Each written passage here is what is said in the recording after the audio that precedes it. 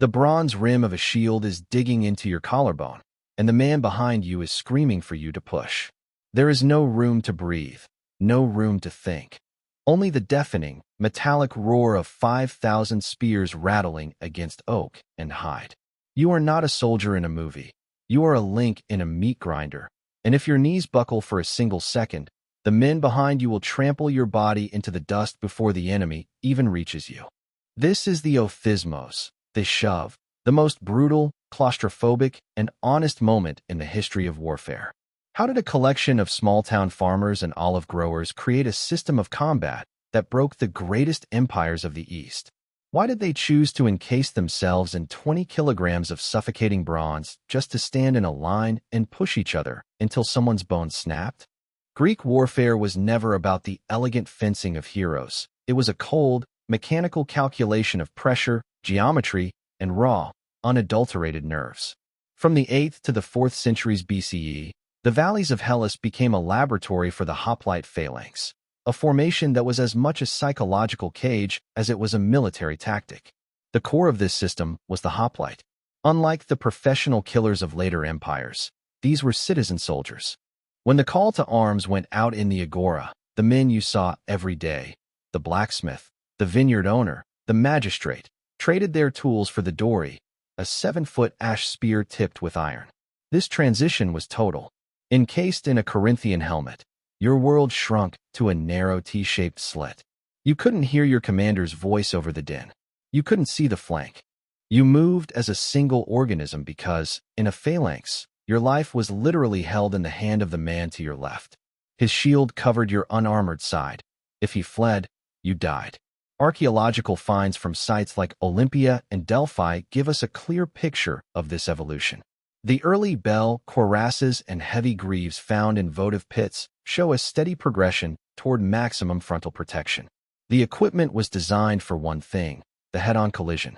On the flat plains of Boeotia or the Peloponnese, two such formations would march toward each other at a measured pace, often accompanied by the high-pitched, eerie drone of alloy, flutes, to keep the step. The goal was to maintain a solid wall until the moment of impact, where the physics of the mass would decide the fate of the city. The effectiveness of this system was proven against disorganized light infantry, but when Greek met Greek, the results were a grinding stalemate of endurance. Ancient historians like Thucydides and Herodotus described these battles not as grand maneuvers, but as heavy, dusty, and incredibly brief affairs. Most hoplite battles were decided in under an hour. Once a hole was punched in the line, the heavy infantry became vulnerable. Without the protection of the formation, the hoplite was slow, clumsy, and doomed. The moment the phalanx broke, the battle turned from a contest of strength into a slaughter. As we begin this journey through the dusty passes and blood-soaked plains of Greece, we have to ask, how did a society so obsessed with individual glory create the most restrictive, collective form of combat in history? The answer lies in the very landscape of Greece. A world of isolated valleys and intense local rivalries where every inch of arable land was worth killing for. Before we can understand the genius of Marathon or the tragedy of Thermopylae, we must understand the mechanics of the shield wall itself. If you find this deep dive into the mechanics of ancient combat gripping, make sure to subscribe and hit the bell so you don't miss the rest of this 15-part series. The rivalry between these small city-states wasn't just political, it was existential. To understand why Greeks fought the way they did, we have to look at the ground they stood on and the neighbors they hated. Imagine a landscape where every horizon is a jagged limestone ridge and every fertile valley is a fortress. This is Greece in the Archaic period. It is not a unified country, but a patchwork of hundreds of independent polis, city-states, each with its own laws, its own calendar, and its own fierce, often irrational, pride. In the 8th and 7th centuries BCE, as the population began to grow and the Dark Ages receded, these cities found themselves in a constant, low-boil struggle for the one thing that truly mattered: flat, farmable land. Because Greece is roughly 80% mountains, the few plains that exist, like those in Messenia, the Lelantine Plain in Euboea, or the Eurotas Valley, became the ultimate prizes. Warfare in this era wasn't about empire building or grand ideological crusades. It was about border corrections. If the men of Chalcis and Eretria both claimed the same strip of vineyard, they didn't send diplomats to negotiate a treaty. They called out their farmers, put on their gear, and marched to the disputed field. This created a very specific ritual of war. You didn't want to destroy the enemy's city. You needed them to stay in their city so you could harvest the grain they thought was theirs. You didn't want a long, drawn-out campaign because the soldiers needed to get back home for the harvest. You wanted a quick, decisive, and localized clash that settled the matter for a season. The Lelantine War, fought between Chalcis and Eretria around 700 BCE, is one of our earliest recorded glimpses of this transition. While the details are hazy and mixed with later legend, ancient writers like Strabo mention a famous pact between the two cities to forbid the use of missile weapons, bows and slings. Whether this pact was literal or symbolic, it points to a burgeoning Greek military ethos. Real men fight hand-to-hand. To kill a man from a distance with an arrow was seen as cowardly. To look him in the eye and shove him off his land with a spear was the only way to achieve a just victory. This landscape dictated the tactics. Because the interior of Greece is a maze of mountains, there was no room for the massive chariot course seen in Egypt or the Near East. Horses were a luxury for the rich, used for scouting or prestige, but they were useless for holding a line on a rocky hillside. The heavy infantryman, the hoplite, emerged as the perfect solution for this terrain. He was the anchor. He could march over the mountain passes and then deploy on the narrow valley floors. The very geography of Greece forced the evolution of the phalanx. If you have a narrow plain flanked by steep hills, you don't need 1,000,000 men. You just need enough men to fill the gap from one hillside to the other. The rivalry was the engine of innovation. Sparta, tucked away in the Peloponnese, developed a unique social system entirely focused on producing the ultimate hoplite. While other cities were collections of farmers who fought, Sparta became a barracks that farmed. Their neighbors, the Messenians, were enslaved as helots to provide the labor, allowing every Spartan male to devote his life to the agoge, a brutal training system. This created a professional edge that would terrorize the rest of Greece for centuries. Meanwhile, in Attica, Athens was developing a different strength, balancing a growing hoplite class with a burgeoning maritime interest. Evidence for this constant state of friction is literally written in stone. Boundary markers found by archaeologists often record the resolution of land disputes, sometimes after decades of intermittent skirmishing. The Great Retra of Sparta, though its dating is debated, outlines the military social structure that allowed them to dominate their neighbors. We see a world where war is the primary way of life. Hesiod, the poet-farmer, wrote about the iron race of men who knew nothing but toil and conflict. But this localized, almost domestic style of warfare was about to face a shock. The rise of the hoplite and the perfection of the phalanx had happened in a vacuum, a series of private quarrels between neighbors. That vacuum was about to be shattered by an external force from the east, the Persian Empire. The Greeks were about to find out if their ritual of shield shoving could hold up against an imperial war machine that didn't play by their rules. The transition from local feuds to a war of survival would require a total reimagining of what it meant to be a soldier. The gear was ready, the men were trained, and the animosities were deep. But before the first Persian ship touched the sand at Marathon, the Greeks had to perfect the panoply, the suit of bronze that would define an era. To understand a hoplite, you have to understand the weight he carried. A full panoply, the complete set of armor and weapons, wasn't just equipment. It was an investment in status and survival. If you were a Greek citizen in the 6th century BCE, your armor was likely the most expensive thing you owned. It was often passed down from father to son, repaired, polished, and hammered back into shape after every campaign. When you stepped into the ranks, you weren't just wearing bronze. You were wearing your family's legacy and your city's defense. The centerpiece of this kit was the aspis, often mistakenly called a hoplon. It was a massive, circular shield, roughly 3 feet in diameter, constructed from thick wooden planks and faced with a thin layer of bronze. Unlike earlier shields that hung from a neck strap or were held by a single central grip, the aspis featured a revolutionary 2-point system. The porpax, a bronze sleeve for the forearm, and the antilabe, a leather handle at the rim. This allowed the soldier to carry the shield's weight on his entire arm rather than just his wrist, providing much greater stability during the Othismos, the great shove of the battle lines. Then there was the helmet. The Corinthian style is the most iconic, a single, gleaming piece of bronze that covered the entire face, leaving only T-shaped slits for the eyes and mouth.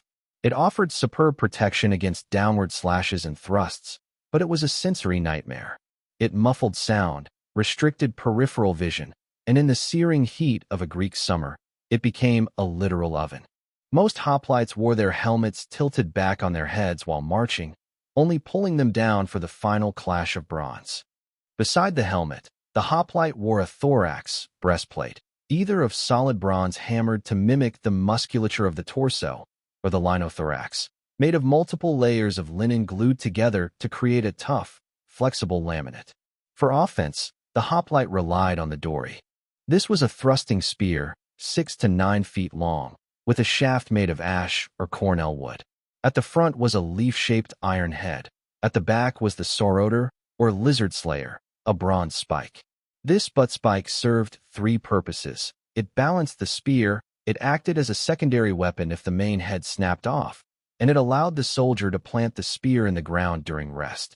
If the spear broke, which happened often in the chaos of the initial impact, the hoplite drew his xiphos, a short, double-edged leaf-shaped sword designed for the tight, claustrophobic stabbing match that followed. Training for this was not about individual fencing. There were no martial arts masters teaching complex swordplay. Instead, training focused on the chorus, moving in unison. It was about endurance and the step. Xenophon and other later writers emphasized the importance of the gymnasium, where men practiced running in full gear. The hoplitodromos, a race in armor, became a staple of the Olympic Games. The goal was to build the core strength and cardiovascular health needed to hold 20 kilograms of gear while being pushed from behind by 7 ranks of your own men. Archaeology confirms the sheer ubiquity of this gear. At the sanctuary of Zeus at Olympia, thousands of discarded or dedicated helmets and shields have been found, many bearing inscriptions like the Argives dedicated this from the spoils of the Corinthians. These finds show that while the basic design remained consistent, there was room for individual flair. Shield bosses shaped like lions, gorgons, or the famous lambda of the Spartans. But regardless of the decoration, the function was the same: to turn a group of individuals into a singular, grinding machine. This machine, however, had a fatal flaw. It was designed for a very specific type of impact. If a hoplite was caught alone, he was a dead man. His shield was too heavy to move quickly, his helmet blinded him to flank attacks, and his spear was useless at close quarters against a mobile opponent. The entire system relied on the man to your left and the man to your right. This total mutual dependence created a unique psychological bond and a unique form of terror. When the line started to move, the clatter of the bronze was the only thing you could hear over the pounding of your heart. But how did this wall of bronze actually move on the field? How did thousands of men, blinded by their helmets and weighed down by their shields, manage to strike a target without falling over their own feet? The answer lies in the mechanics of the phalanx, a formation that was as much a psychological cage as it was a military tactic. The stage is set, the bronze is polished, and the spears are leveled. Now, the two lines begin to close the distance. When the order to level spears was given, the phalanx transformed from a column of marching men into a bristling wall of iron and bronze. This was the moment of maximum tension. As the two armies approached, the dead zone between them narrowed to 100 yards, then 50. The pace would quicken. The flutes would play faster. The men in the front rank would crouch slightly, bracing their shields against their knees and shoulders, while the ranks behind them would place their shields against the backs of the men in front. This was the formation that defined the classical age, and its physics were as brutal as they were simple. The standard depth was 8 ranks, though this could vary wildly. At the Battle of Leuctra, the Thebans famously stacked their left wing 50 ranks deep, a massive column of human muscle designed to smash through any opposition. But in a standard 8-deep phalanx, the first 3 ranks would have their spears leveled over the shoulders of the men in front. This meant that any enemy approaching the front would face a porcupine effect of 3 spear points for every foot of the line. The ranks from 4 to 8 held their spears upright, ready to step forward and replace the fallen, while also using the vertical shafts to help deflect incoming arrows or javelins. The real secret of the Phalanx wasn't the spear, it was the Othismos, or the push. Once the initial spear thrusts were traded and the shafts began to shatter, the battle became a literal shoving match.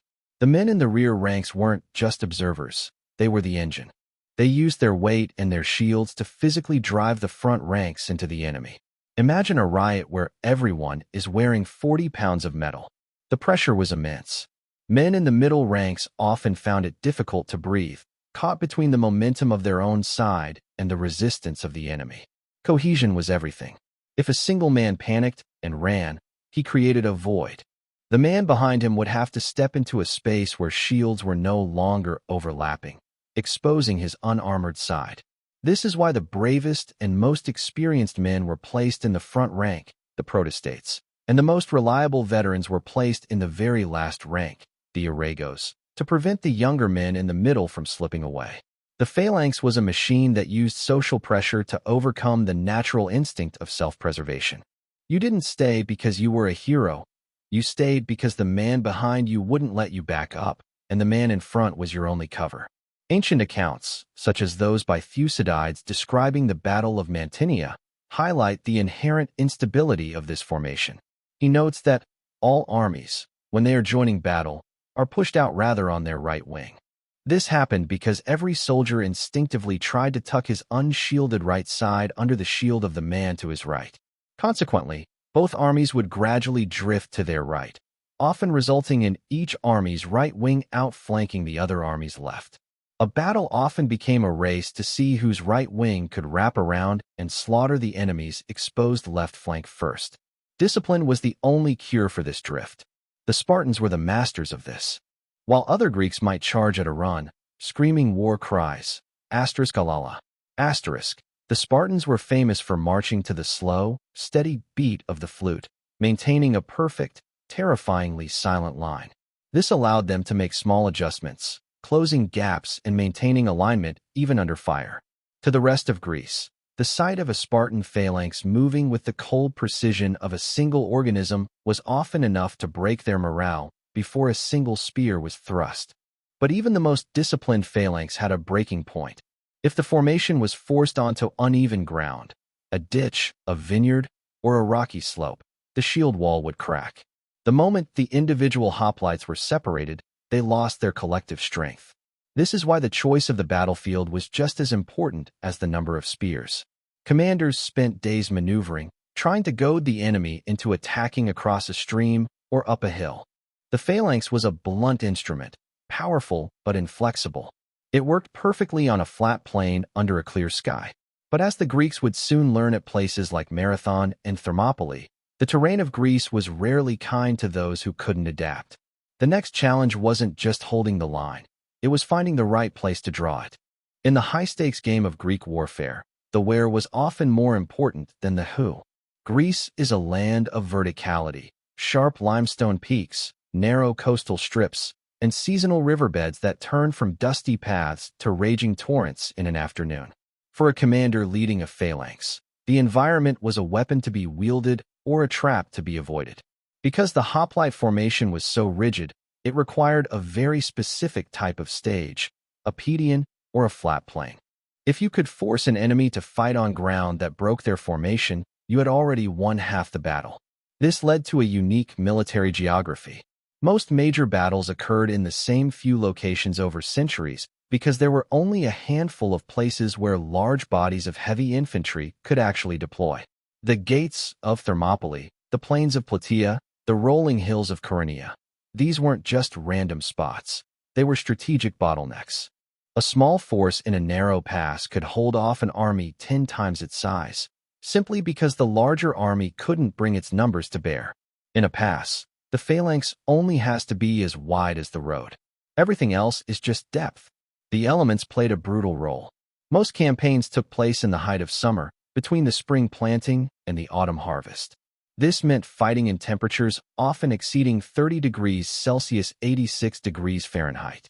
A hoplite in full bronze panoply was essentially a walking heat sink. Dust was another constant enemy. When thousands of men and horses moved across a dry Greek plain, the resulting dust clouds were so thick that visibility dropped to a few meters.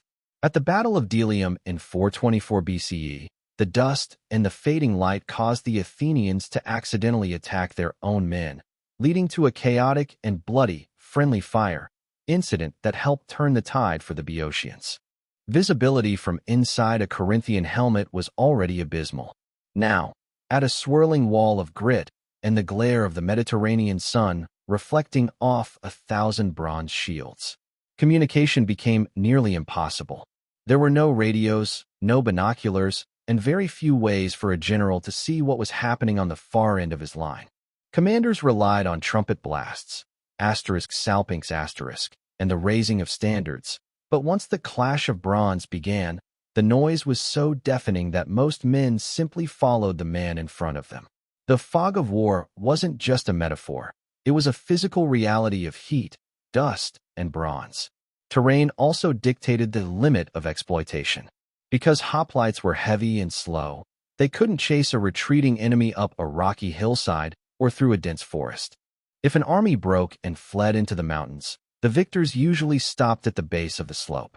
This is why many Greek battles resulted in relatively low casualties for the losers, around 10–15%, unless the rout happened on a flat plain where cavalry could cut them down. The victory was often symbolic. The winners held the field, collected their dead under a truce, and erected a tropaeon, a trophy made of captured armor. The evidence for this environmental focus is found in the writings of Polybius and later military theorists who analyzed why the Greek phalanx eventually fell to the Roman legion. They noted that the phalanx required level and smooth ground to function.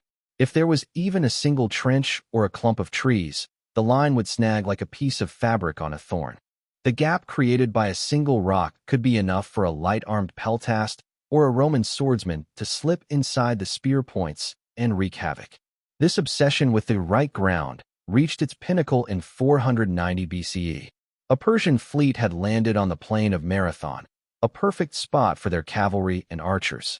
The Athenians and Plataeans were looking down from the heights, knowing that if they descended, they would be vulnerable, but if they stayed, the Persians would march on Athens.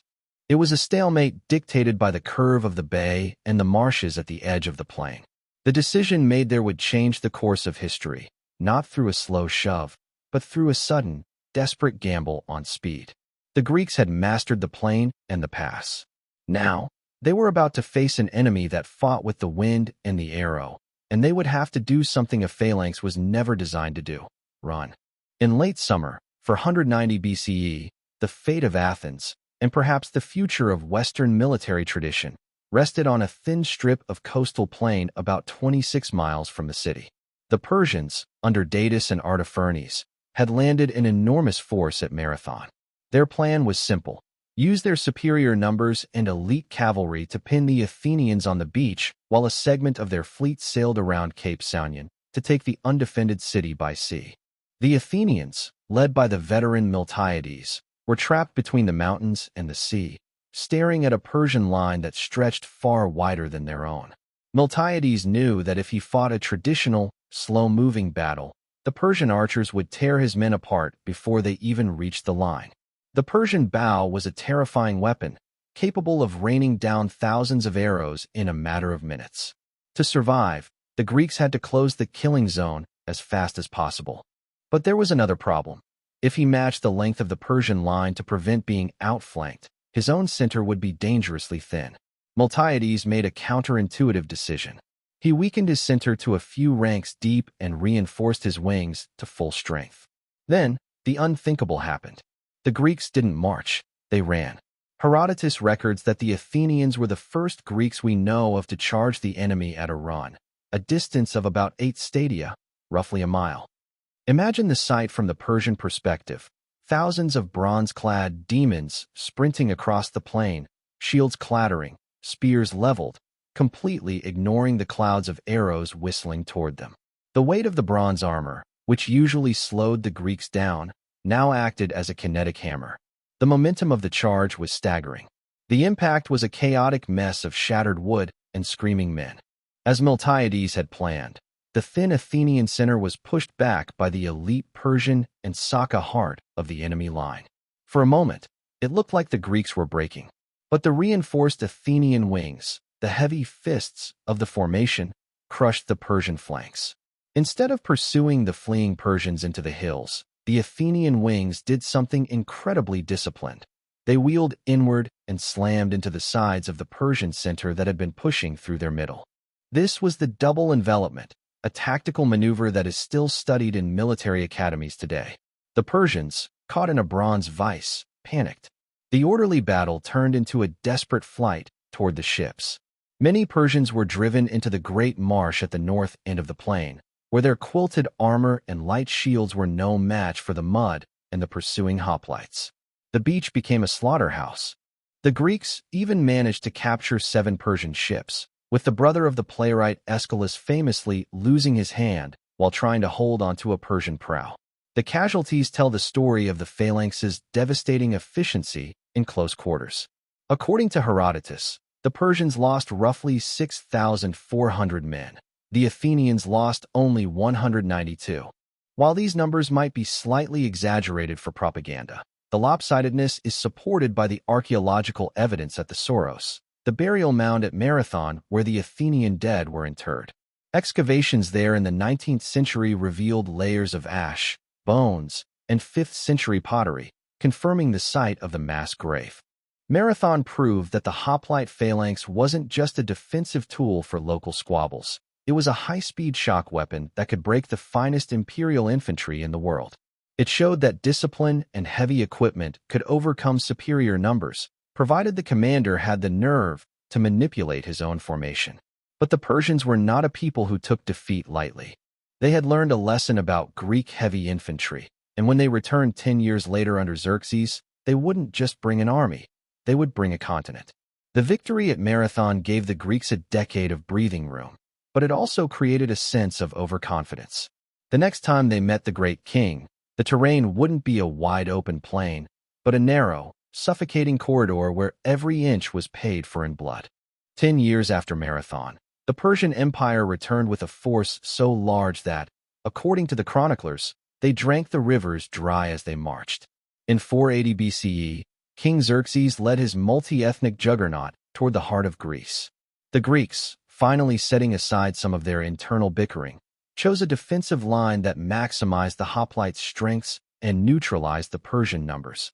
The pass of Thermopylae, the Hot Gates. Here, the mountains of Kallidromos dropped steeply into the Malian Gulf, leaving a track so narrow that only a few wagons could pass at a time. This was the ultimate force multiplier. King Leonidas of Sparta arrived with a small vanguard, just 300 Spartans and a few thousand allies from Thespiae, Thebes, and other cities. His strategy was simple: turn the pass into a meat grinder. The Greeks rebuilt an old Phocian wall across the narrowest part of the track and waited. When Xerxes sent his first wave of Medes and Scythians, they were slaughtered. Their shorter spears and wicker shields simply couldn't penetrate the wall of bronze aspides. The Persians were fighting in a corridor where their numbers didn't matter. Only the front rank counted. For 2 days, the pattern repeated. Xerxes sent in his elite immortals, but even they couldn't break the Spartan discipline. The Spartans used a terrifying tactical feint. They would pretend to flee in disorder, drawing the Persians into a disorganized pursuit, only to suddenly wheel around in perfect formation and crush the overextended enemy. This required a level of nerve and drill that only the Spartan agoge could produce. From the Persian perspective, it was like hitting a stone wall that occasionally reached out and bit you. But the strength of a pass is also its greatest weakness. It can be bypassed. The tragedy of Thermopylae wasn't a failure of the Phalanx, but a failure of intelligence. A local man named Ephialtes showed the Persians a mountain path, the Anapaea path, that led behind the Greek position. On the 3rd day, Leonidas learned he was being surrounded.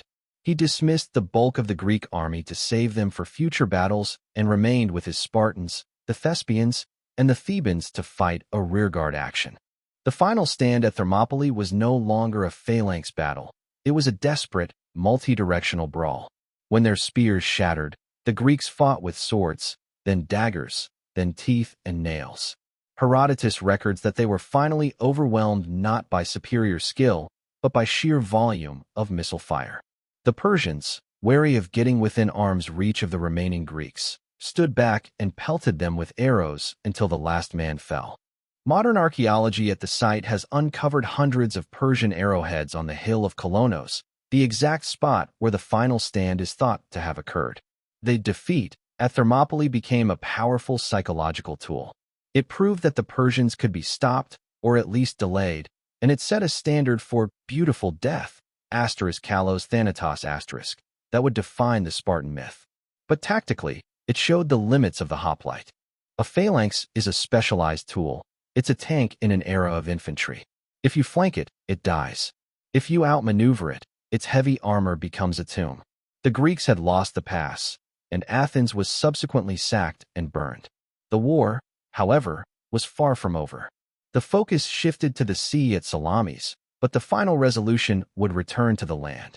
The Persians still had a massive army in Greece under Mardonius, and the Greeks had to prove they could win a massive, open-field engagement without the crutch of a narrow pass. The stage was set for Plataea, where the sheer scale of the conflict would push the hoplite system to its absolute breaking point. In 479 BCE, the largest hoplite army ever assembled marched toward the Boeotian city of Plataea. This wasn't a small border skirmish or a rearguard action. It was the final showdown. On one side, a coalition of Greek states, led by the Spartan Pausanias, fielded roughly 38,000 hoplites and thousands of light troops. On the other, Mardonius commanded a Persian force that, while likely smaller than the hundreds of thousands claimed by Herodotus, still vastly outnumbered the Greeks and possessed a decisive advantage: elite cavalry.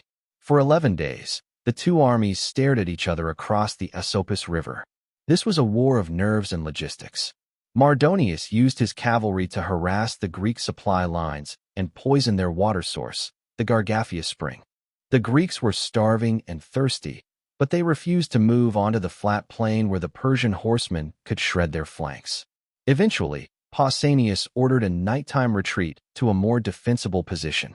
But in the darkness, the Greek coalition did what Greeks do best: they argued.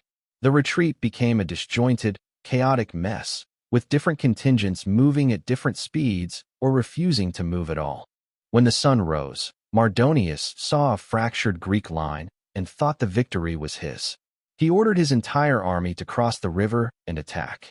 The Persians set up a wall of shields, large, rectangular gera made of wicker, and began raining arrows down on the Spartans and Tegeans, who were still pinned against a ridge. This is the moment where hoplite discipline was tested most severely. Under a hail of arrows, the Spartans sat down. They waited for the omens to be favorable. They endured the storm without flinching, proving that the phalanx was as much a psychological wall as a physical one. Finally, the omens were right. Pausanias gave the order to charge. The Spartans and Tegeans rose as one and slammed into the Persian wicker wall. The Persians fought bravely, even grabbing the Greek spears with their bare hands to try and break them. But the technical disparity was too great. The bronze-faced Aspes and the long dory simply walked through the light Persian armor. In the close-quarters grinding of the Othismos, the Persian infantry, designed for mobile, expansive warfare, were suffocated and slaughtered. The battle wasn't won by a brilliant maneuver, but by the sheer stopping power of the Greek equipment. When the Persian line finally broke, Mardonius himself was killed, struck down by a Spartan named Iamnestus. The collapse was total. The Persians fled back to their fortified camp, which the Greeks eventually stormed. The booty was immense: golden couches, silver tables, and the serpent column, a bronze monument dedicated at Delphi that still stands today in Istanbul, listing the names of the 31 Greek cities that stood at Plataea. Plataea was the high-water mark of the traditional hoplite phalanx. It proved that when the Greeks could be bothered to work together, their industrialized form of violence was the most effective in the known world. But the battle also highlighted the system's flaws: the agonizingly slow decision-making, the total lack of flexibility, and the reliance on the enemy coming to you. If Mardonius had simply stayed on the other side of the river and continued to raid their supplies, the Greek coalition might have disintegrated on its own. With the Persians driven out, the Greeks did what they always did. They turned on each other. The next phase of warfare would move from the open plains to the sea, and from the honorable ritual of the shield shove to a long, dirty war of attrition. The hoplite was no longer the only king of the battlefield. The wooden walls of the Athenian navy were about to redefine what it meant to hold power in Greece. While the hoplite was the soul of the Greek city-state, the trireme became the heart of its empire. Following the Persian Wars, the dynamic of Greek conflict shifted from the dusty plains of the Peloponnese to the blue waters of the Aegean. This wasn't just a change in environment. It was a social and tactical revolution. A hoplite had to be wealthy enough to afford his bronze. A rower in the Athenian navy was often a Thede, a landless citizen whose only armor was his muscle and his vote. The rise of naval power meant the rise of democracy, and it fundamentally changed how wars were won. The Athenian trireme was a masterpiece of ancient engineering, a sleek, 120-foot-long predator powered by 170 oarsmen arranged in 3 tiers. It wasn't a ship in the modern sense. It was a manned missile. The goal wasn't to board the enemy and fight a mini-land battle on deck, though that did happen, but to use the bronze-sheathed ram at the prow to shatter the enemy's hull or shear off their oars. This required a level of seamanship and coordination that made the hoplite phalanx look simple. A fleet of 200 triremes was a massive, expensive, and high-maintenance machine. Sparta, the land power, viewed this maritime expansion with deep suspicion. The Spartan system was built on stability and the dominance of the land-owning warrior class. Athens, fueled by the silver mines of Laurion and the tribute of her allies, was built on movement and trade. This led to a strategic asymmetry. When the two finally went to war in the Great Peloponnesian War, 431 to 404 BCE, they were like a lion and a shark. The Spartans could march into Attica and burn the olive groves, but the Athenians could simply retreat behind their long walls and bring in food by sea. This created a stalemate that broke the old rules of hoplite warfare. The Spartans wanted a set-piece battle on the plain of Eleusis, but the Athenian leader Pericles refused to give it to them. Instead, Athens used its fleet to launch amphibious raids around the Peloponnese, hitting the Spartans where they were vulnerable. At Pylos in 425 BCE, the unthinkable happened. A force of light-armed Athenian troops trapped 420 Spartans on the island of Sphacteria. After a long siege and a barrage of arrows and javelins, the surviving Spartans surrendered. The myth of Spartan victory or death was shattered not by a better phalanx, but by a more flexible, multidimensional strategy. Evidence for this shift is found in the transition from bronze to lighter materials. As the war dragged on, the heavy, expensive bronze thorax began to be replaced by the linothorax, or even just a simple tunic. Speed and endurance were becoming more valuable than raw protection. We also see the rise of the peltast, light infantry armed with a crescent-shaped shield, pelt and a handful of javelins. In the rugged terrain of the Peloponnesian War, these mobile troops often harassed and defeated slow-moving hoplite units who couldn't catch them. The Peloponnesian War became a war of sieges, raids, and naval blockades. The Siege of Syracuse, 415 to 413 BCE, was the ultimate example of this complexity.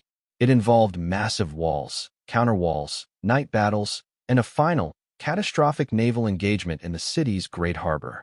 The Athenian army, once the pride of the Aegean, was destroyed not in a single shove, but through a series of tactical blunders, disease, and the exhaustion of their resources. Thucydides' account of the Athenian retreat, thousands of men dying of thirst in a riverbed while being pelted by rocks, is one of the grimmest passages in ancient history. The pure hoplite age was ending. The war had taught the Greeks that courage and bronze were not enough. You needed money, you needed a navy, and you needed to be willing to fight in the mud and the dark. The gentlemanly war of the 6th century was dead. As the 4th century dawned, a new generation of commanders was looking at the phalanx not as a sacred tradition, but as a component in a much larger, more dangerous machine. But before the phalanx could be retired, it would undergo one final, brilliant evolution in the hands of a man who looked at the battlefield like a geometer. The Peloponnesian War had lasted 27 years, leaving the Greek world exhausted impoverished, and bitter. The old ritual of a single summer afternoon battle was gone, replaced by a permanent state of high-intensity conflict. By the start of the 4th century BCE, warfare had become a professional's game. Cities began to hire mercenaries, men whose only loyalty was to their paycheck and who specialized in the dirty work of war, skirmishing, ambushes, and long-term sieges. The citizen soldier was increasingly supported, or even replaced, by the specialist. One of the most significant developments of this period was the rise of the epibatae, marines, and the refinement of siegecraft. During the Peloponnesian War, most sieges were simply matters of starvation, waiting years for a city to run out of grain. But by the 4th century, commanders like Dionysius I of Syracuse were investing in technology. The gastrophetes, or belly bow, a precursor to the crossbow, appeared, allowing defenders and attackers to trade fire from behind walls. The simple shove was being replaced by a complex siege. The strategic map had also changed. Sparta, having won the war with Persian gold, was now the hegemon, leader, of Greece. But their dominance was brittle. The Spartan population was shrinking, and their rigid social structure couldn't adapt to the new realities of empire. They were a land power trying to manage a maritime world. Meanwhile, Thebes was rising in the north, and Athens was slowly rebuilding its fleet. The tension was no longer about a single strip of land. It was about the balance of power across the entire Mediterranean. This era also saw the first real theory of warfare. Writers like Xenophon, who had led 10,000 mercenaries out of the heart of the Persian Empire, began to record their experiences. His Anabasis is more than a story. It's a manual on how to move a large force through hostile terrain, how to deal with different types of enemies, and how to maintain morale when the traditional ways of fighting fail. He emphasized the importance of a combined arms approach, using cavalry, light infantry, and hoplites in concert rather than relying on the phalanx alone. The battlefield was becoming a place of deception. In the old days, it was considered shameful to hide or use tricks. But 4th century commanders were increasingly comfortable with this stratagem. We hear of night marches, false retreats, and the use of the reserve force, something that was almost impossible in the rigid structure of the traditional phalanx. The Spartan king Agesilaus II became famous for his tactical flexibility in Asia Minor, using his cavalry to protect his hoplites from the superior Persian horsemen. Despite these changes, the heart of the Greek army remained the hoplite. But even the phalanx was beginning to feel outdated. It was too slow to catch light troops and too vulnerable to the new, more sophisticated cavalry maneuvers. The scene was being set for a radical rethink of the formation's geometry. For centuries, the Greeks had accepted that the right wing was the place of honor and strength. But what if you flipped the board? What if you took the strongest part of your army and put it on the left, directly opposite the enemy's best men? The city of Thebes was about to answer that question. Under the leadership of Epaminondas, they were developing a tactical innovation that would do the impossible. It would break the Spartan phalanx in a fair, head-on fight. The age of the hero was being replaced by the age of the tactician. The shift from the 5th to the 4th century was the transition from ritual to science. And the laboratory for this new science was about to be a field in Boeotia called Leuctra. In the summer of 371 BCE, the myth of Spartan invincibility came to a crashing end on the plain of Leuctra. For centuries, the rule of Greek warfare was absolute. If you met the Spartans in a set-piece battle, you lost. They were more disciplined, better trained, and psychologically superior. But the Theban commander Epaminondas had spent years studying the geometry of the phalanx, and he realized that the Spartan strength was also their greatest predictability. They always put their best men, including their king, on the right wing. Epaminondas did something that violated every tradition of Greek combat. He refused to match the Spartan line rank for rank. Instead of an even 8 or 12 ranks across the whole front, he thinned his right and center to the bare minimum. He then concentrated his best troops, including the elite Sacred Band, a unit of 300 hand-picked warriors, into a massive, crushing column on his left wing. This column was a staggering 50 ranks deep. It was no longer a wall. It was a ram. This was the oblique formation. As the two armies approached, the Theban right wing intentionally hung back, refusing to engage. This forced the Spartan right, led by King Cleombrotus, to face the full, concentrated weight of the 50-deep Theban column. The Spartans tried to maneuver to outflank the mass, but the sacred band struck them before they could complete the turn. The shove at Leuctra was unlike anything the Greeks had ever seen. The physical pressure of 50 men pushing from behind was so immense that the Spartan line, despite its legendary bravery, simply imploded. King Cleombrotus was killed in the initial clash. For the first time in history, a Spartan army was routed on a level field by a smaller force. The right drift had been countered by sheer mass and a refusal to play the game by the old rules. Thebes replaced Sparta as the leading power in Greece. But the real significance of Leuctra was the birth of tactics. Epaminondas had proven that a commander could control a battle through the creative deployment of his forces, rather than just through the grit of his men. The evidence for this tactical shift is found in the sudden change in how later Greek writers, like Polybius, describe battles. They stopped talking about manliness, Andrea*, as the only factor in victory and start talking about economy of force. We see the rise of the professional general, men like Pelopidas and Epaminondas, who spent as much time thinking about formation depth and wing weighting as they did about their spears. This sacred band itself represents a shift towards specialized, permanent units of professionals, a far cry from the part-time farmer hoplites of the previous century. This period also saw a dramatic increase in the use of cavalry. At Leuctra, the Theban cavalry had driven the Spartan horsemen back into their own infantry, creating chaos before the Phalanx even collided. The combined arms approach was no longer just a theory, it was the only way to survive. The hoplite was still the anchor, but he was now part of a team. He needed the cavalry to clear the way and the light troops to protect his flanks. The Theban hegemony was short-lived, as Epaminondas himself fell at the Battle of Mantinea in 362 BC. But his innovations had been watched closely by a young hostage being held in Thebes, a prince from the northern kingdom of Macedonia named Philip. Philip saw the power of the deep column, the importance of professional drill, and the untapped potential of the cavalry. He was about to take the Greek phalanx, strip it down, and rebuild it into something that would conquer the world. The old Greece was dying, and the new Macedonia was watching from the wings. The next time the Greeks met on a battlefield, they wouldn't be fighting for the honor of a city-state. They would be fighting for their lives against a machine they didn't recognize. While the city-states of the south were exhausting themselves in endless tactical experiments, the Kingdom of Macedonia was undergoing a radical transformation. Philip II, who had spent years as a hostage in Thebes observing Epaminondas, realized that the Greek phalanx had reached its evolutionary limit. It was too heavy, too slow, and too dependent on the Othismos. He decided to reinvent the infantryman. He replaced the heavy bronze aspes with a smaller, lighter shield that could be slung over the shoulder, and he replaced the 7-foot dory with the sarissa, a terrifying 18-foot pike. The Macedonian phalanx was a different beast entirely. Because the sarissa was so long, the first 5 ranks of the formation could all have their points projecting in front of the line. This meant an enemy hoplite would have to navigate through a forest of 5 iron points before he could even get close enough to use his own spear. The formation was deeper, usually 16 ranks, and more flexible.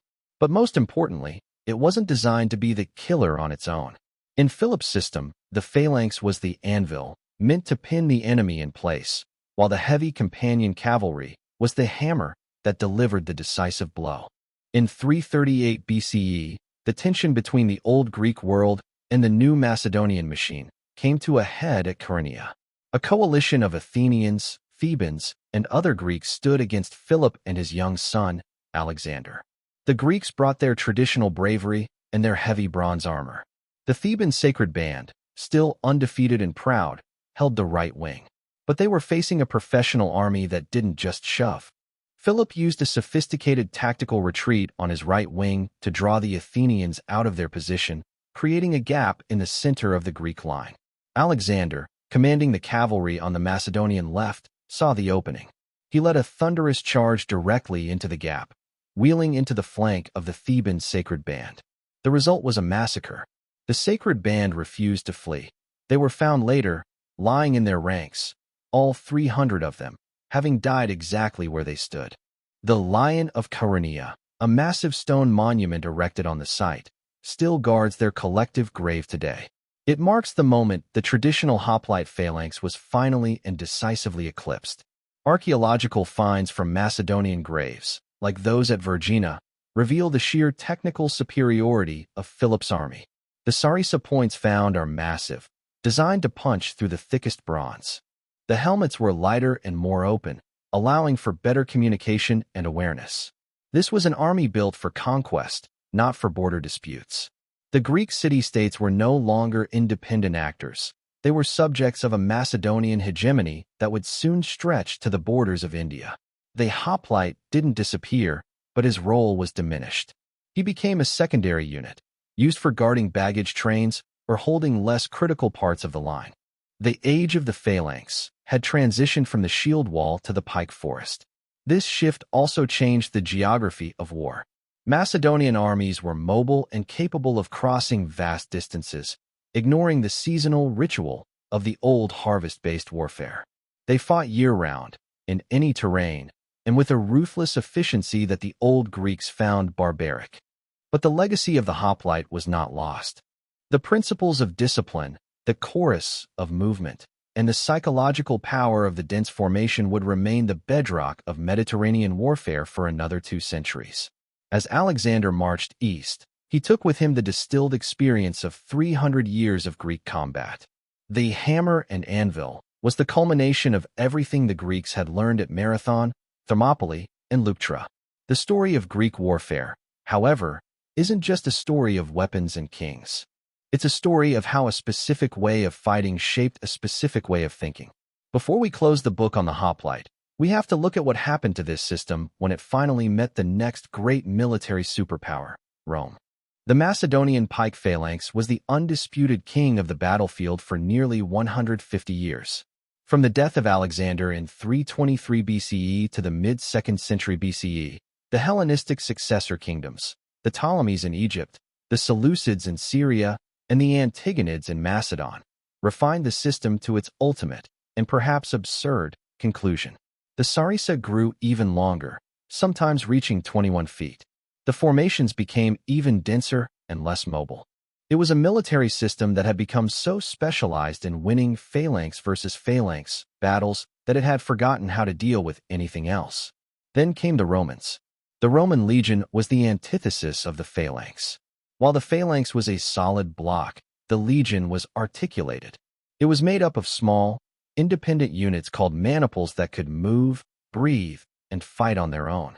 The Roman soldier didn't carry a long pike. He carried 2 heavy javelins, *pila*, and a short, deadly stabbing sword, *gladius*.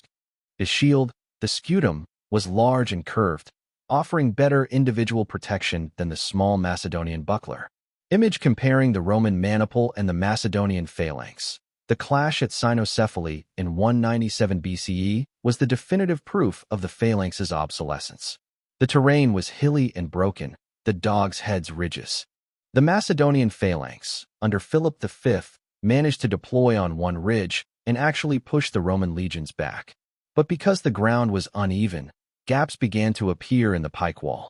A Roman tribune, seeing an opening on the other side of the field, took 20 maniples and drove them into the rear and flanks of the Macedonian formation. The pikes were useless at close range, and the formation was too rigid to turn around. It was a slaughter. The Roman historian Polybius, who saw these armies in action, provides a brilliant analysis of why the phalanx failed. He noted that while the phalanx was irresistible from the front on level ground, it was useless in almost every other situation. A battle is rarely fought on a perfect parade ground. There are ditches, hills, trees, and rivers. The moment the phalanx snags, it dies. The Roman system, by contrast, was designed to thrive in the chaos of the broken battlefield. The hoplite spirit of the dense wall had been defeated by the legionary spirit of the flexible cell. Image showing a Roman legionary slipping inside the guard of a phalangite. Archaeology at sites like Pydna, 168 BCE, confirms this transition. The debris of battle shows a shift from the massed pike heads to the versatile Roman gear. The Greeks had become victims of their own success. They had perfected a single tool to such a degree that they couldn't imagine a world where it wouldn't work. The hoplite tradition survived in name, but the reality of Mediterranean power had moved to the Italian peninsula. The shove was over, the cut had won. But even as the legions conquered the world, they adopted much of what the Greeks had pioneered. The Roman concept of discipline, disciplina, the use of the camp, and the systematic approach to logistics all had their roots in the Greek experience. The hoplite didn't just disappear, he evolved. The legacy of the Phalanx would continue to haunt military history, reappearing in the Swiss pikemen of the Renaissance and the tercios of Spain. As we look back at the centuries of Greek warfare, we see more than just a list of battles.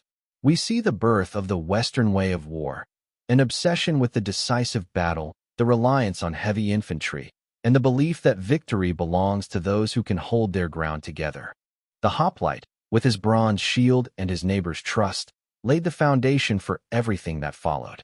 The dust has long since settled on the plains of Plataea and the ridges of Cynocephaly, but the physical remnants of Greek warfare are still with us. If you walk through the galleries of the British Museum, the Louvre, or the National Archaeological Museum in Athens, you aren't just looking at art.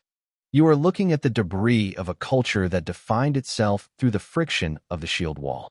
Every dent in a Corinthian helmet and every scratch on a bronze greave tells a story of a specific moment of impact, a spear thrust parried, a stone deflected, a life saved by a few millimeters of metal.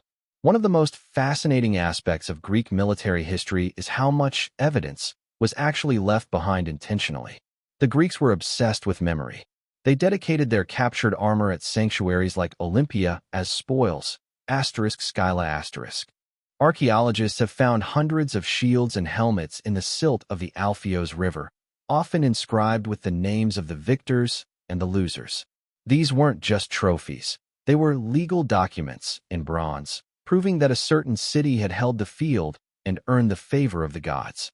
But the legacy wasn't just in the metal. It was in the language. We still use Greek military terms every day. Strategy comes from strategos, a general, literally a leader of the army. Tactics comes from tactica, matters of arrangement. Phalanx is still used to describe any dense, unified group. The very concept of the citizen soldier, the idea that the people who vote should be the people who fight, is a direct inheritance from the Greek polis. When we debate the role of the military in a democracy, we are having a conversation that began in the assembly at Athens. In the 18th and 19th centuries, the image of the hoplite underwent a massive revival. During the Napoleonic Wars and the American Revolution, commanders looked back to the Greeks for inspiration on discipline and civic virtue. The ideal of the heroic stand at Thermopylae became a cornerstone of modern national myths.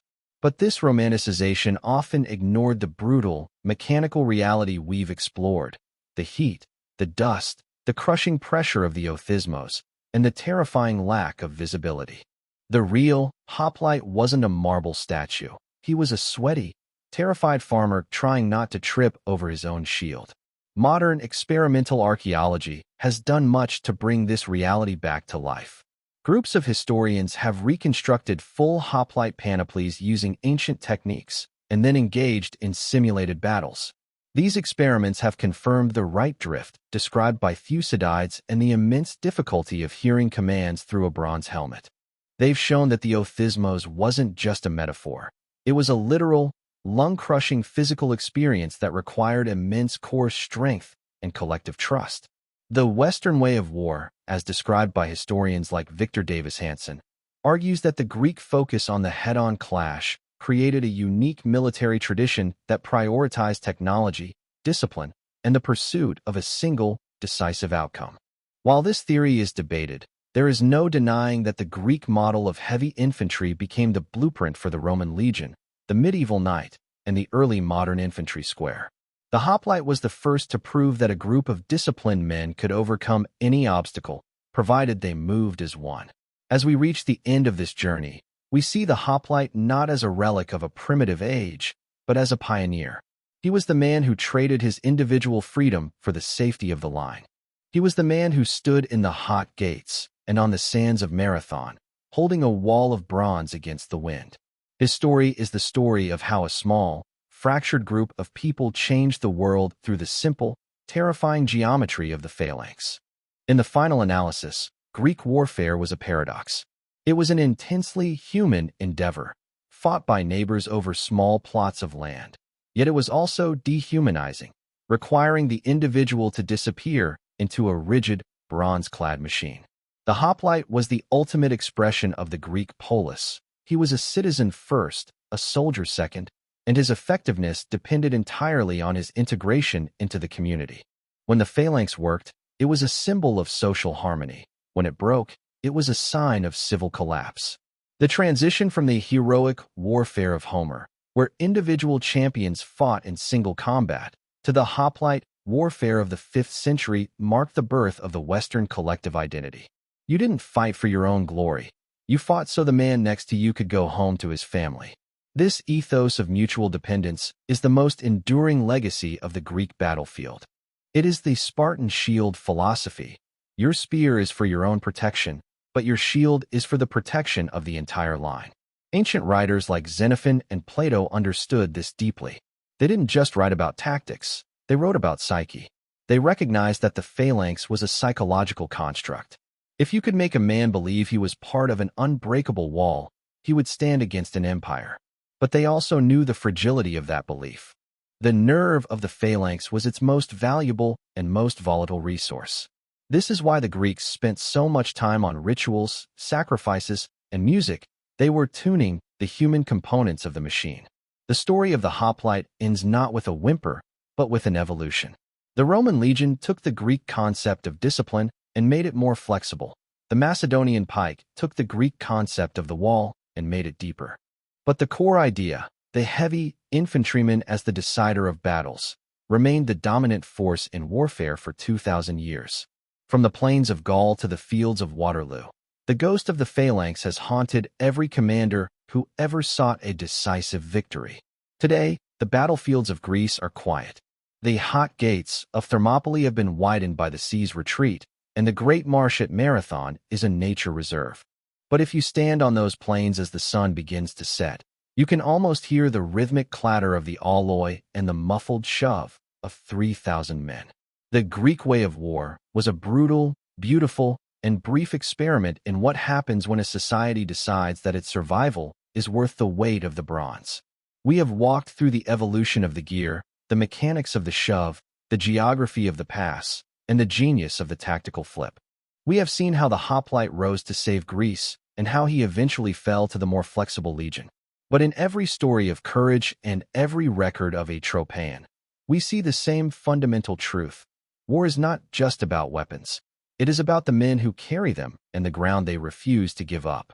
Thank you for joining me on this 15-part journey into the heart of ancient combat. If you've enjoyed this immersive look at the hoplite and the phalanx, please like the video, share it with a fellow history buff, and let me know in the comments which battle or tactic surprised you the most.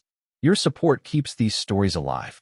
The spears are lowered, the shields are stacked, and the clash of bronze has faded into history. But the echo of the phalanx remains. Would you like me to write a similar immersive narrative about the Roman legions, or perhaps the tactics of the medieval crusades?